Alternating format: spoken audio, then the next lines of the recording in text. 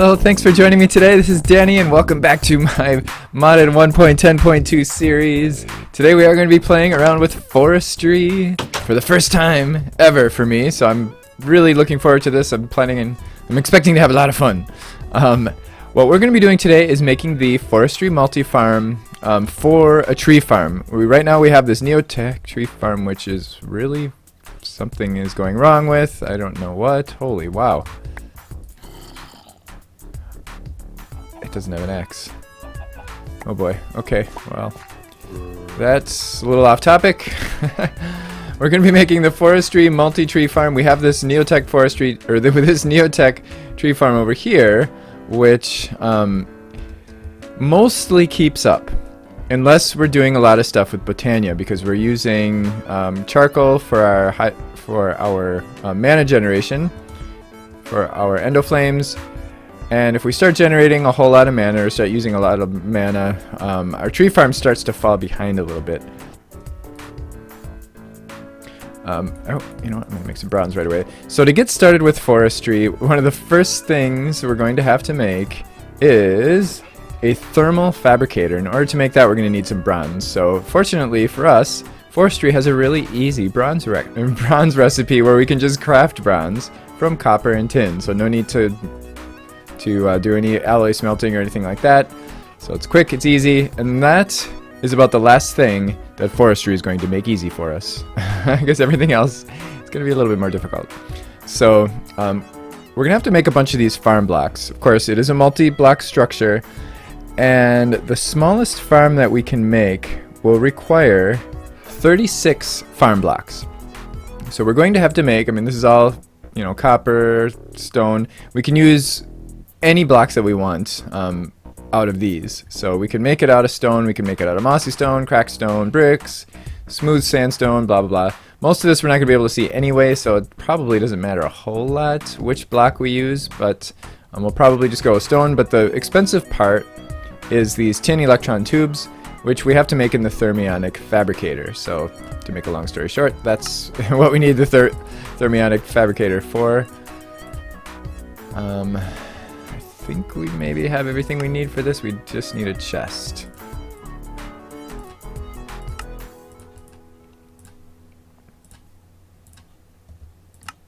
So the thermionic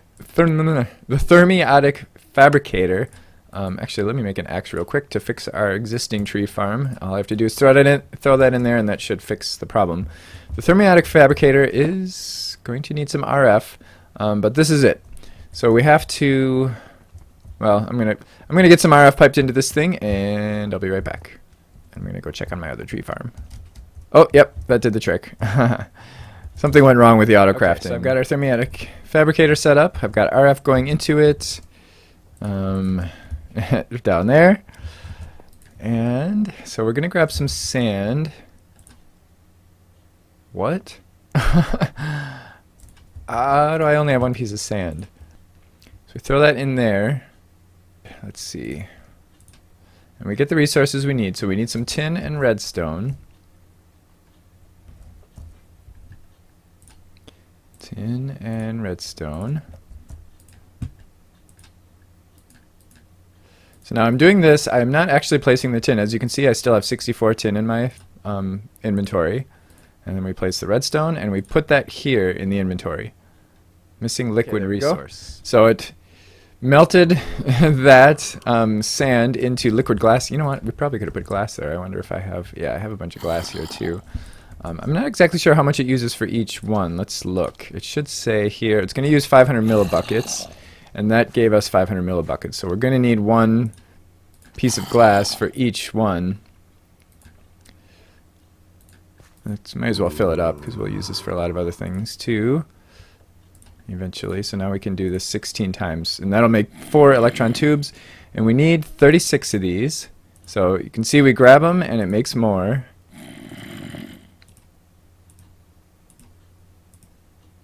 $32, so now we just need 4 more. So I'm actually going to take 1, 2, 3, 4, 5. 1, 2. Otherwise it'll make another one. Oh, it already. Okay, never mind.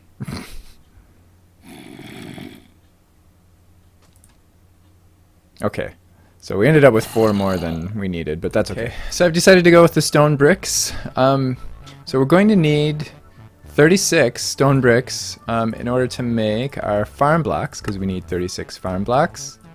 Okay, 36 farm blocks, and it made exactly 36 because that's how many we had, and then we need 126 stone bricks for the farmland area, because that's how many blocks of farmland we're going to have. This thing's going to be 17 by 17 large, and it's going to be kind of a diagonal square sort of thing. Some of these farm blocks, 3 of them, we're going to use to make a few special farm blocks. Whatever farm block you decide to use, you'll have to make sure you use the same block for kind of the foundation of the farm. So there's 3 special blocks that we're going to make. One of them is the Forestry Farm gearbox, and again we're going to do the stone brick one. So we're going to need 3 tin gears, which are basic gears. So 1, 2, 3 basic gears. We'll probably need more of these eventually. 1, 2, 3. And 1 farm. So that used one of our farm blocks. And then now the gearbox is what we're going to use to get RF into this guy. This is required. That is the one special block that's absolutely required. You will need a gearbox in order for the farm to work. And then we need the farm valve. This is kind of optional. This is what we're going to use to pump water into the farm. And we can put water into it manually with buckets, but of course we want this farm to be fully automated, so the farm valve is required if you want a fully automated farm. And then we need the farm hatch. Yes, the farm hatch. This is how we're going to input-output stuff. Again, we're going to need this if we want our farm to be fully automated.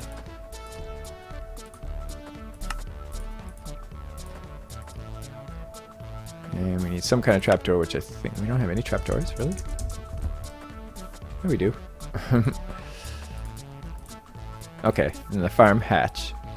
And then there's one other block called the farm controller, I think it was called. Yeah, the farm controller. This allows us to turn the farm on and off with a redstone signal. I don't think we're going to need that, so I'm not going to bother with that right now for the setup that I want to do. So there's our 36 farm blocks, and 3 of them are special blocks, and then there's the ones that we're going to be setting down. So I've got a space kind of ready over here. Sort of, kind of, maybe. And it's kind of showing the outline of how this farm is going to look in the end. But the first thing we need to do is make a 3x3 structure that is 4 tall. So it's 3x3x4. Whoops. That's not what I wanted to do. And that is to make the smallest farm, which, as I said, is going to be a 17 by 17 farm that has 126 blocks of farmland. So we're going to go down into the ground. Let's see. We want the top to be level with where we want our soil to be. So that's 1 more, because this is going to be 4 tall. And then we need to make some space around it underneath for us to pipe in the stuff that we need. Okay, so I'm ready to build this thing. So we're going to do a 3x3. And in the front, we're going to have a farm valve. That's where we're going to pump the water into the farm, because the farm does require a supply of water. And we'll get into the resources that the farm needs in a bit. And then a gearbox that is going to grab RF. And then the farm hatch, which is going to be input-output of items. And then we're just going to use the rest of these blocks to finish building the multi-structure.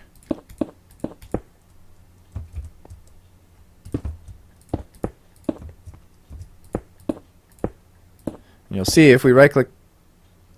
Oh, wait. And you can see this is what it looks like right now. If we try to right-click on it, nothing happens, right? Once we place this final block, we get this little bar across it, and when we right-click on it, we get a GUI. Hooray! So as you can see, by default, this thing is going to be a managed arboretum, which is a tree farm. which is exactly what we want. But we can add little, what are they called? Circuits with different tubes, with different electron tubes in order to change the type of farm. And what we want to do is 1 block down and 4 blocks out on each side. We want to place whatever block we used to make our farm blocks.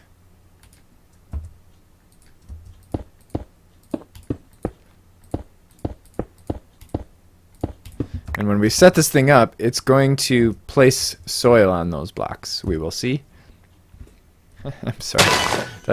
It's 7 blocks out. Did I say 4? We want to go 7 blocks out on each side.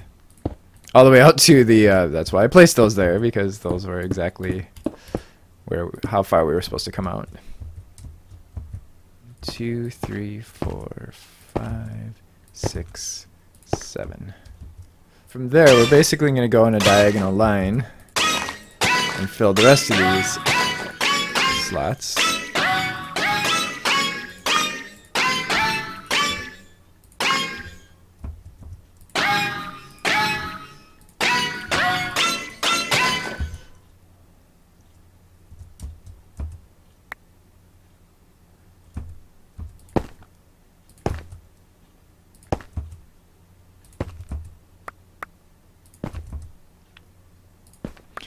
There, and that is basically going to be the shape of the farm on all 4 corners. Okay, there we go. Adjust your numbers a little.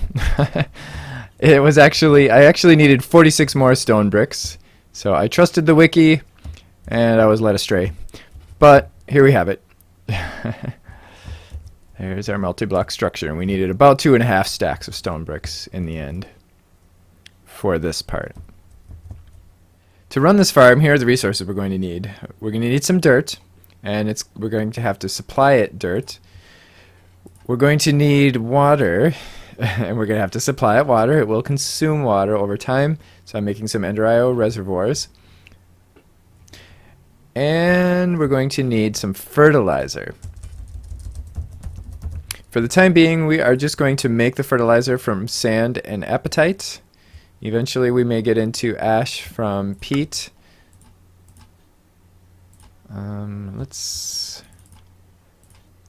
just grab 1 stack for now. Got nearly everything we need here. This is our reservoir. It's a 2x2. We just put 2 buckets of water in there in the same way that we would do an infinite water supply, and it becomes an infinite water supply that we can pipe from, and we can walk on it too, which is nice without getting wet. And then I've got a basic storage drawer here that's got dirt in it and fertilizer. And I've got an exporter coming from our refined storage system. Its pipe is going all the way back to the refined storage system. And I'm just going to export fertilizer and dirt. Now we don't have any fertilizer in our system right now, but we should see our dirt is filling up. So this thing will always be full of fertilizer and dirt as long as we have some. Of course, we always have dirt, so that's not going to be an issue. So now we're ready. Let's see, we're ready to pump some power in here first. Oh, no. Power goes into the gearbox. And then let's get some fluid pipes. Got some pressurized ones. That's good because we have to go uphill. And those are going to go into our valve. So we can just go like this. Whoops. Set that to insert. We'll just run along the same lines here.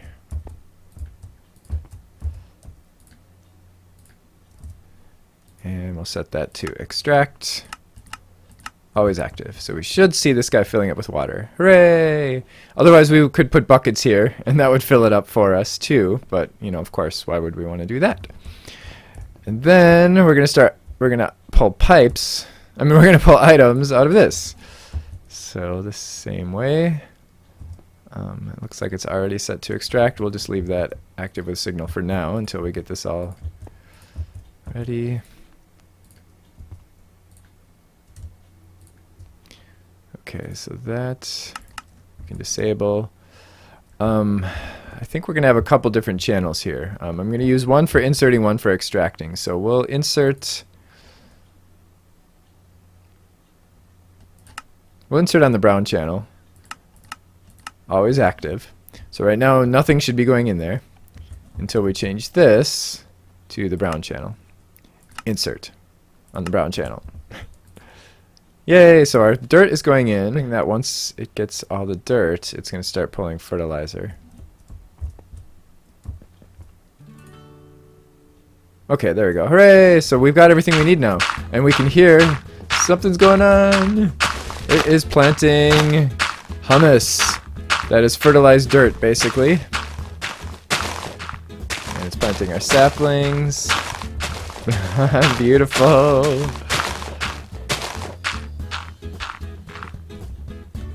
Nice. It's complete. Let's see what that used. So we have 61 fertilizer left. So it doesn't use all that much fertilizer. So this will actually last quite a while. Oh crap, I forgot to lock that drawer. We don't want dirt ending up in that drawer.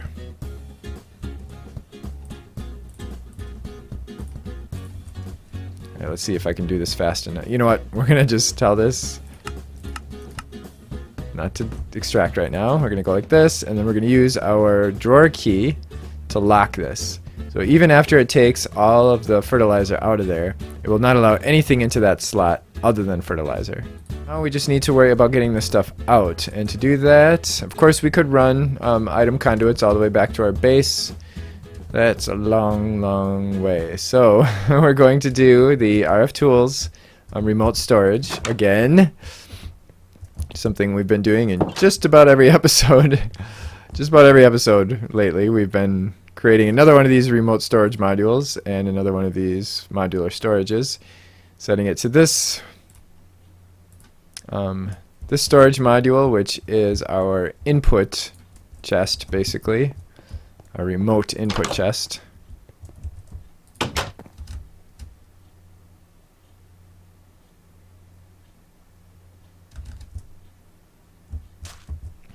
And I do plan on doing a build here. There's going to be a building here, although it's going to be like an outdoor thing. So we'll probably have like some kind of an entrance area with a little building, and then this will just be walled in. There'll be like walls going around that area, or fences or whatever. Not like Minecraft fences, but like, you know. Okay, anyway, so here's our modular storage. We are going to put this guy in here, and then we're going to set this guy up. Actually, let's first watch this guy harvest something. Oh, it's ready to harvest something. Okay. It has something to harvest anyway.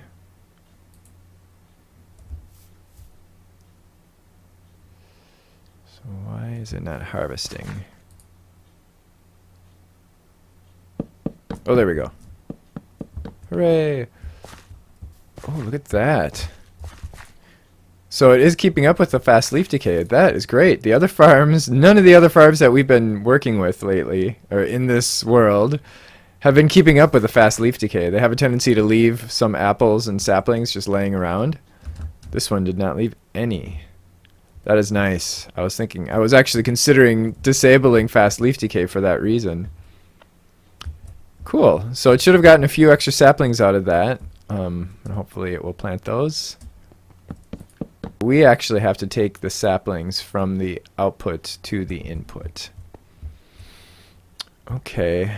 Let me think for a second about how I want to do that. Okay, so I've got another storage drawer, another basic drawer. The colors don't match. Just happens to be what I had on hand. So I'm going to lock this, and I don't think it's going to allow anything in there. This thing should only accept saplings, and we can set the priority. We'll go with green. Insert. We'll set the priority to 1. You can see it just pulled water out of there. And then this guy, we're also going to insert with a priority 0 on channel green. So then if we go over here and we set this to in out, we're inserting on channel brown, that's where this stuff is coming from, and we're outputting on channel green, or extracting on channel green. In fact, actually, let's just for now, let's just we'll just extract never active for this one, just so that it's not doing anything, because I just want to make sure it's only going to pull the saplings out right now. And then we're going to say always active. So we should see saplings coming out and nothing else. Hooray! And the saplings are coming over here, I think. Yes. Apple oak sapling 22. Alright, now wait a minute. So we're inserting on channel brown. So this guy should be in out. We're inserting on channel green. We're extracting on channel brown. Just like this one. Extract channel brown. Always active. So now those saplings, we can see them, they're getting pulled. And they're getting planted. Hooray! Nice.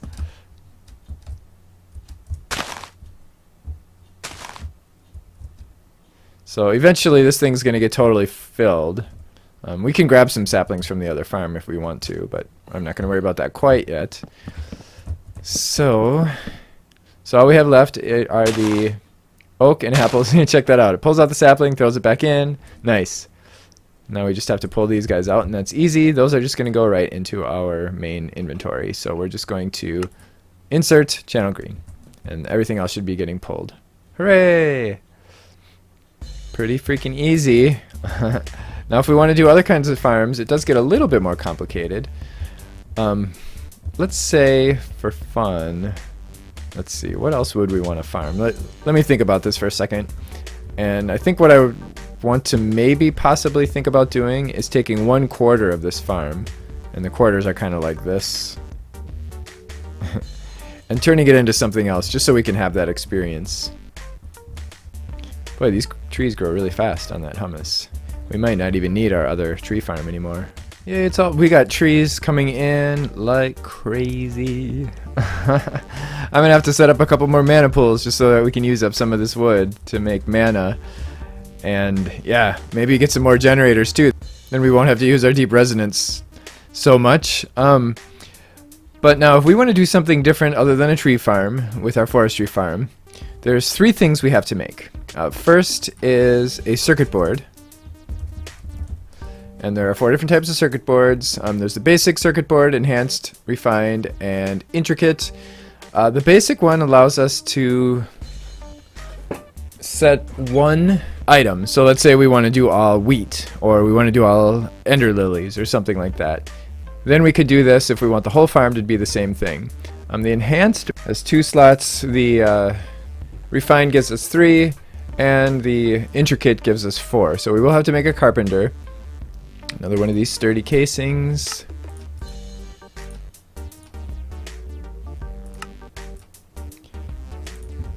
And that's what our other little RF slot over here is for. Right, there's a carpenter.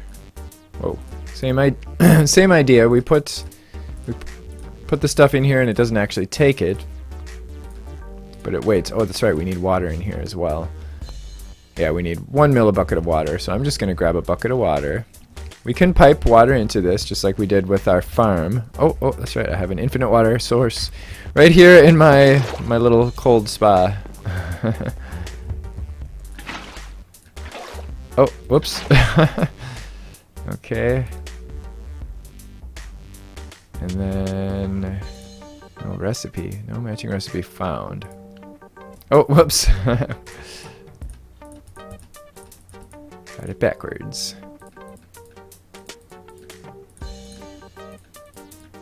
Okay, so we're actually going to need more redstone.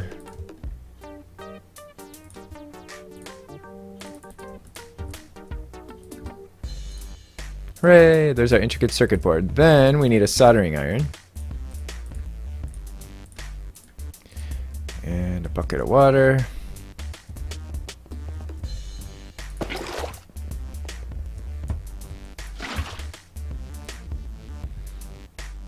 And dun dun dun dun, there we have our soldering iron. And this is a tool that when we right click, we get a little GUI for, and we'll take a look at that GUI as soon as I get some sleep. The soldering iron allows us to add electron tubes to our circuit board. So the electron tubes are what we're going to use to specify the type of farm that we want to have. So we have all these electron tubes, and if you hold down your shift key, you'll be able to see, you know, the copper electron tube gives us the arboretum. Do we have any of those? What did I make? I made tin, which is the peat bog, which I don't think we're going to do, but we're definitely going to do the copper one. The crop farm, I believe, would be like wheat. The vegetable farm is carrots and potatoes. The succulent? No, this would be... Yeah, this is for manual farms. We're not doing manual farms right now. Manual farms are ones that you plant yourself, but it will harvest for you. And some of these also have manual farm options as well. So like, for instance, this one, you can do a manual orchard farm. That's where you plant fruit trees, and it will pick the trees for you, but it won't plant the trees. I mean, it'll pick the fruit for you, but it won't plant the trees. Let's see. The reed farm, that would be a manual farm, which, you know, you just plant the reeds. That's easy enough. Gourd farm, and then the infernal farm. This would be netherwort. And let's see, that is a shroom farm, a mushroom farm, and a cocoa plantation. So let me decide what we're going to do. I'll be right back. Oh, yes, and of course, there is the ender electron tube. This is for the ender farm, and that does require endstone and eyes of ender, but of course it is definitely worth it. But we've already got an ender pearl farm, so I'm not going to worry about that. Okay, I've decided we're going to do mushrooms. So I'm making a moistener. So this guy needs power and it needs water. So I'm going to put it right here. Why not? Okay, we can see it's already pulling water, and it's not dark enough. A lower light level is required for operation. Before we do that, let's take a look at this circuit board thing. So what we do is we take our soldering iron, we right click on it, and we say we want to make an automatic farm. We can also do a manual farm or a machine upgrade.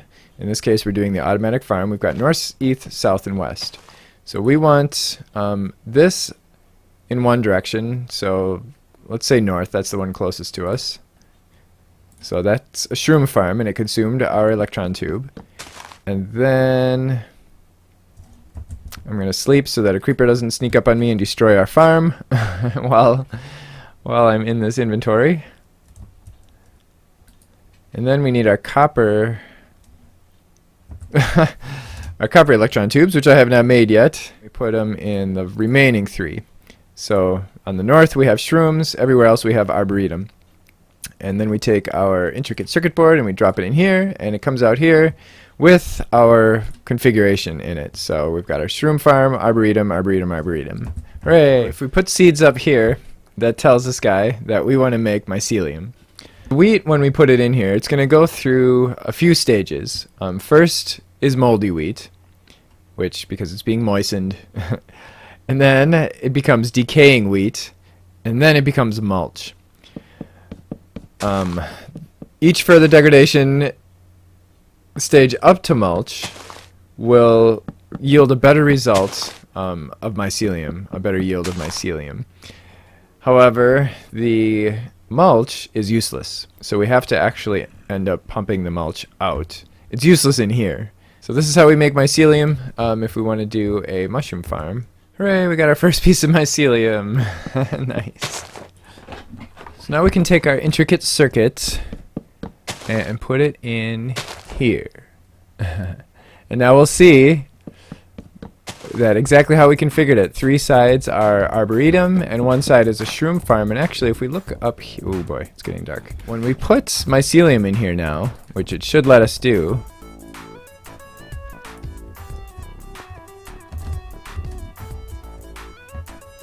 it should. Oh, actually, we have to give it mushrooms too.